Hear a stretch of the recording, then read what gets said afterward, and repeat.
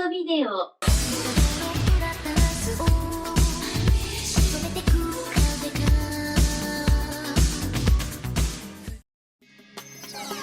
How much does good quality animation matter to an animated product? A follow-up question. What kind of a stupid question is that? You're damn right quality animation matters in animation. To say otherwise is crazy talk. It's like saying well-choreographed action set pieces don't matter in an action film, or a sturdy foundation doesn't matter in the building of a house. Good animation is the lifeblood of any animated product, whether it be smoothly rendered character action, lush backdrops teeming with artistry, or just masterfully executed storyboarding. Quality animation is what separates an exceptional animated work from a forgettable mediocre one. However, we should be cognizant that quality animation in an animated product is not the end-all be-all. There also has to be other elements in play that will work in tandem with the animation on screen. Compelling narrative, a well-pitched soundtrack, a skillful performance from a voice actor, even a simple gag needs to work with high-quality animation in order for the work as a whole to become more than the sum of its parts. What I'm getting at here is that you know how I can gush about good sakuga in old school anime? The style, the attention to detail, the flow, and all that jazz? Well, it turns out, it has its limits. Yes! Here to serve the king, idols to the nation! Ready? Here come the Crown Knights! Okay, let's get this over with. In the tranquil Card Kingdom, peace reigns throughout the land, but whenever that peace is disturbed either by small-time crooks or large-scale invaders, you can always call on the Crown Knights, a group of 4 elite superpowered magical girls devoted to defending their homeland as their motto states at the beginning of each episode. The Crown Knights are as follows: Joe Diamonds, the 17th, faster than a speeding bullet and a locomotive at the same time, and can leap over the odd tall building in a single bound if she wants to.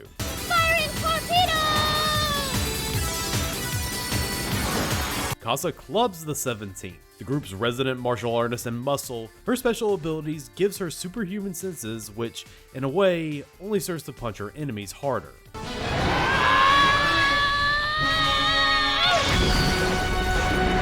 Coco Heartful, the 18th, the token short cute one of the squad. Her heart powers allows her to harness the power of psycho magic, which translates into her just having the standard psychic esper skill set.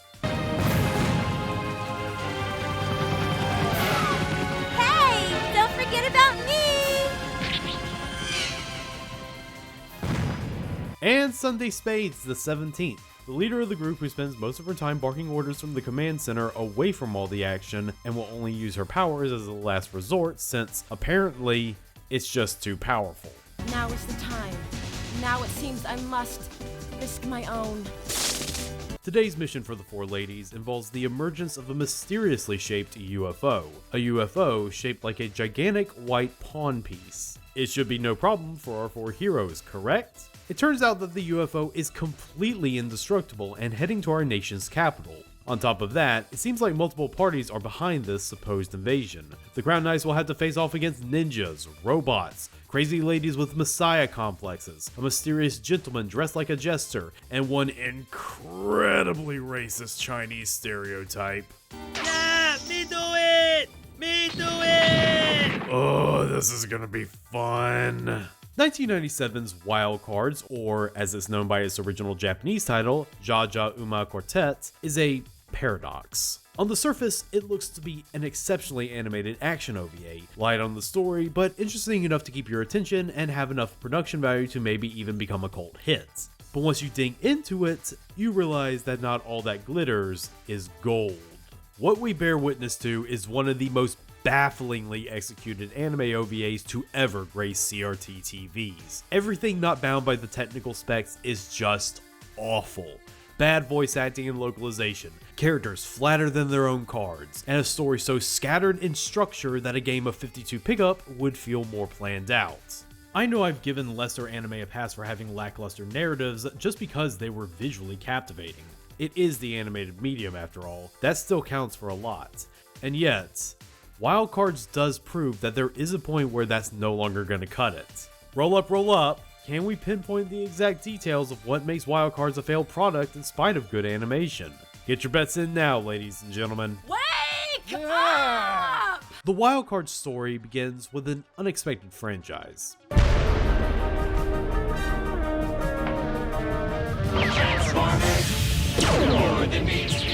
So the short version is that a series of transforming mecha toys from Japan, Takara's Diaclone and Microchange, got rebranded for Western markets and became known as the Transformers franchise.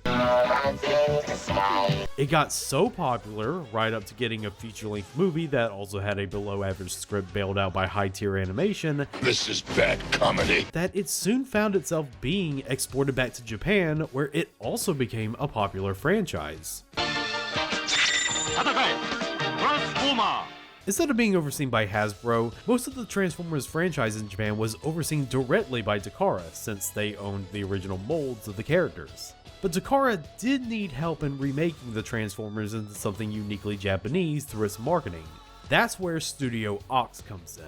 Founded by illustrator Atsuhiko Sugita, Studio Ox was a freelance art studio devoted entirely to producing promotional Transformers artwork for Japanese print magazines. This made them incredibly noteworthy in the Transformers fandom. Compared to the fluoro dairy designs of the West, where they had to be more streamlined for TV, Studio Ox's designs were way more detailed and reminiscent of the mecha anime of that era.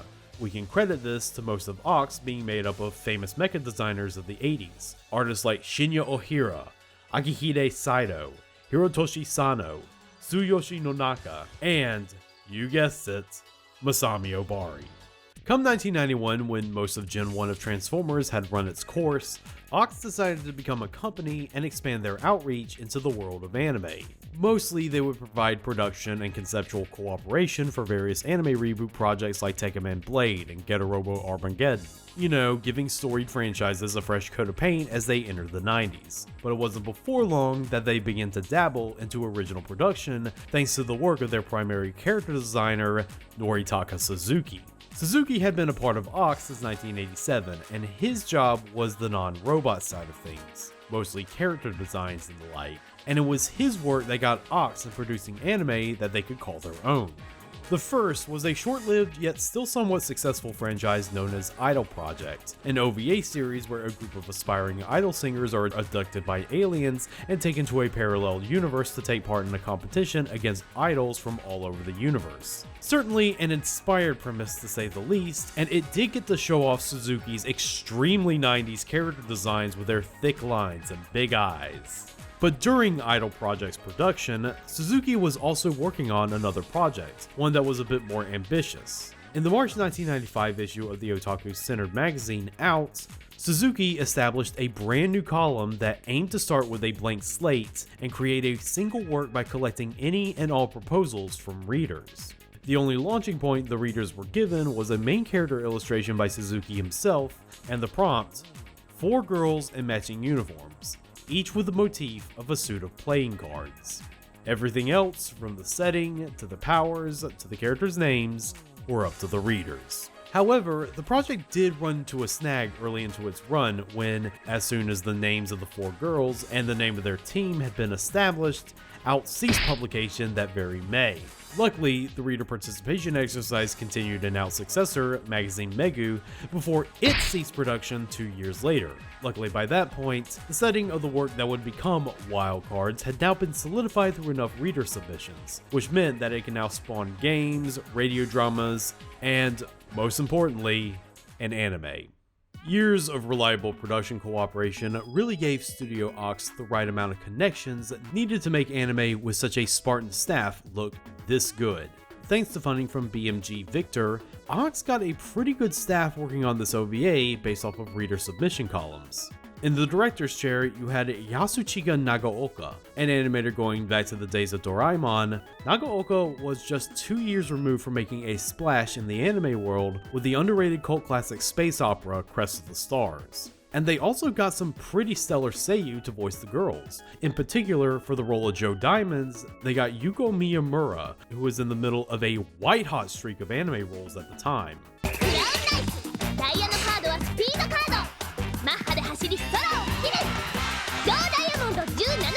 What about that animation I keep banging on about? How about that? In the middle of one of the worst economic times for the anime industry, these guys are animating like it's still 1985. It's almost as if they're trying to make a Yoshinori Kaneda's birth for the 90s. Have the anime be this gigantic action set piece slash chase to allow all your animators to show off in new and interesting ways. There's the car chase Cold Open done by Ken Otsuka that's beautifully chaotic as a car driven by the thief Red Lobster, yes that's his real name, is apprehended by the Crown Knights, showing off their powers one by one before a grand reveal. And thanks to our POV character, Joe Diamonds, having the powers of the Flash, we get a lot of animation that emphasizes her speed amongst the destruction, like this cut done by Naoyuki Kono.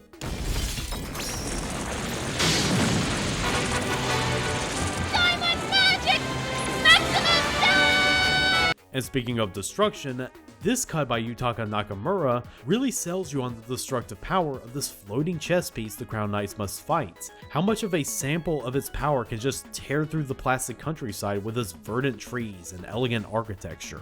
But for as good as the animation is throughout the OVA, it's not without its problems. I would even go so far as to say that it might be a little too animated. This is an OVA that feels like it's consistently moving with zero downtime. That does keep a level of energy up throughout the piece, but it does come at the expense of clarity. The boarding is situated in a way where everything from the chases to the fistfights are always on. It's breathless in its execution. The dial is stuck at 10 at all times. And this can make Wild Cards a bit hard to follow. If you turn away from the screen just for a few seconds and it's not slowing down for a second to catch you up. Even the anime itself will have this problem with how it'll sometimes have characters set against a blue sky backdrop even though they're supposed to be in an interior setting. Plus, you can see where Ox had to cut corners and having to execute an all sakuga all the time type of anime like this in 1997. Any cast member not part of the principal cast is drawn to look like a formless blob of undetailed flesh, and one character is only represented by an unanimated single cell of them standing in the vast nothingness, only assisted by some clever camera shots. Evangelion's shadow looms large, I see. But small potatoes, right? As long as the story can be engaging, any inscrutable boarding can be screw it, enough dawdling, dropping the other shoe now. Before I really lay my cards out on the table, I do want to talk about an aspect that's an admittedly small piece of the puzzle, but still serves to make Wild Cards bad on a near infamous level. I'm talking about the localization done by those jokers at Central Park Media. In the early 90s, Central Park Media were one of the big players in helping set America ablaze with anime fever. By the end of the decade though, they were falling behind as other players had started to emerge. They weren't even the biggest anime distributor in the New York area anymore. By 1999, the year they released Wild Cards, most of their release slate that year consisted of hentai and utena. So with that in mind, it would appear that Wild Cards was expected to be their big video release for that year. I would assume so, since a big selling point for their dub was that they got Apollo Smile to voice Coco. Who's Apollo Smile, you ask? Well, let me tell you. I'm the live-action anime girl and your host. My name is Apollo Smile. Born Paula Ann DeMonico, Apollo Smile was a pop star slash voice actress slash media personality who billed herself as the live-action anime girl. She wasn't the first to do this, Ippongi Bong pretty much did the same thing a few years ago, but Miss Apollo was the first to really get attention for it. Donning herself up in skin-tight spandex and tying her hair in pigtails, Apollo crafted an image that won the hearts and minds of American otaku in the 90s. It would eventually lead her getting her biggest break, which was being the voice and model for Ooh La La in Sega's Space Channel 5, who she continues to voice to this day. Right, left, shoot, shoot, shoot. Not bad for someone whose only claim to fame up to that point was a B-side on the Days of Thunder soundtrack. But CPM were really banking on Apollo to be their star voice actress for a brief time in the 90s. That's why it's only her and CPM mainstay Deborah Rabbi being the only noteworthy voice actress in the dub for Wild Cards. And you can tell. Now I see! Diamond Magic was not in vain after all! For as much as CPM wanted to promote Apollo as their next talent, they really did not give her much to work with.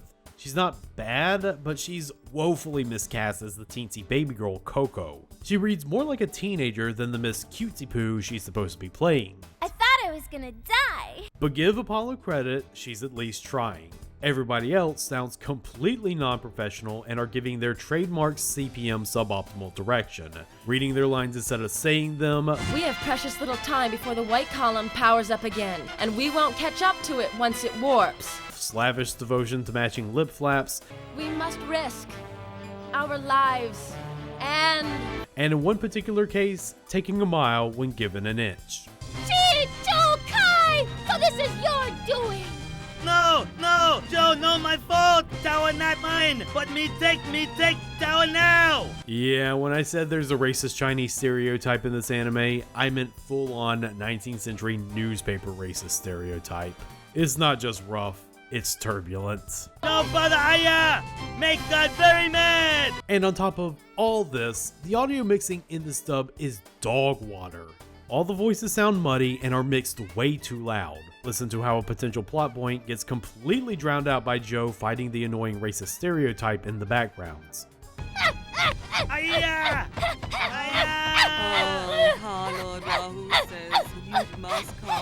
That's how I would describe WILD CARDZ, just nothing but noise. The reason why WILD CARDZ depends so much on it being one long action set pieces starring 4 cute girls is because it has nothing going for it. The idea of a franchise based off of reader submissions from 2 magazines that went defunct within a 2-year period is a flawed idea to say the least. For one, we do not get any feel for the world of the Card Kingdom and its surrounding area. Why exactly are the quartet of girls so devoted to protecting this kingdom? We know it's their job, but we need a little more than that. Because otherwise, it can't shake off superhero cliches that even the anime itself seems to delight in making fun of. It's huge, man! It could squash the whole city! Moreover, a lot of what we learn about everything involving the world of WILD CARDZ is told through winded exposition. Not just the setting, but the characters and their relationships with each other. And when I mean winded, I mean it feels like the most out-of-breath explanation about who these girls are and why they must protect the kingdom. It cannot for the life of it slow down and give the audience a chance to take it all in for itself. It feels like introducing new concepts and places on top of each other and makes the narrative feel both overly complex and completely meaningless. Not that we need it for these characters since they are so flat and boilerplate that a game of Go Fish would be more daring. Each of them embody popular character archetypes and they never reach beyond that. Even when we get some downtime at the beginning to show what they do in between jobs, it's only there to show how the people of the Card Kingdom are so grateful for what they do and for Casa to show some skin. The only thing that seems to be set in stone are the girls' power set, and even that has breaks in continuity. Sunday Spades is set up as both the leader and mission control who hangs back from all the action because her spade card power is just too powerful to be properly utilized in the field. so perhaps then I will have to resort to my last straw. But in the cold open, we see her on the front lines with the rest of the girls using her powers, which in this case might be illusion based compared to her actual powers that is just the end anime now button. The plot, ha! I couldn't even begin to tell you what's even going on in this anime or why you should care. That whole plot summary I gave to you at the beginning like I always do, you know there's more to that little synopsis that you're waiting for me to explain and tell you why it's crucial to the narrative. I'm sorry, but I have failed you. I watched this anime 3 times and I still couldn't tell you what the hell is going on outside of the chase that's the crux of the anime's plot. Something about how the chess piece is a part of a reoccurring invading force that the Chinese stereotype is a part of considering his mahjong powers. Ugh. But then we learn he actually might be a pawn for the mysterious sexy femme fatale lady and that she's obeying the chess piece because she sees it as God. And then there's this guy who has the power of the Joker card and his job is to act all capricious and shit. And then it turns out that the chess piece might have this AI or spirit of its dead creator in it who keeps talking about how he's just playing the game by its rules and that's why he can't stop. Something that might be supported by Joe running so fast that she ends up in a weird white space dimension with red and black portals at the very end. Maybe implying that all the characters are just game pieces in the end? Does anybody care about this? I certainly don't. So why dissect it further? I know screenwriter Hideki Sonoda has done better work both before and after this, so I would just chalk up Wild Cards' failure as him trying and failing to turn shit into gold. There's only so much you can do with reader suggestions, which is why most professional writers choose not to build narratives around them. Wild Cards is one hell of a card trick to pull on the anime viewer. They go in thinking they're gonna enjoy some quality sakuga action, only to be completely blindsided by a garden variety cast, an annoyingly shrill dub, and a story that feels like it's none of our business. If anything, the good animation only serves to make Wild Cards look worse in the cold light of history. This type of traditional cell-based sakuga is about to go extinct with the rise of digital in the next few years. Our time with this type of animation is limited, and we see it get wasted on an anime like this. What a farce. It may look pretty, but Wild Cards is a total bust out. Watch it and weep. Now I'll put the brakes on this crazy runaway train once and for all! Thank you all for watching. If you like this video or want to support this channel, please donate to my Patreon. Each dollar can give you early access to my videos as they come out, as well as keep the channel running a bit more smoothly. You can also subscribe to the channel, ring that bell for notifications, or just like this video. Either way, you'll be helping me out. That's all for now. See you for the next round of tapes. I ain't a winner, got a hot hand. Place your bets, ladies and gentlemen. I ain't a winner, got a hot hand. Place your bets, ladies and gentlemen. We must risk our lives and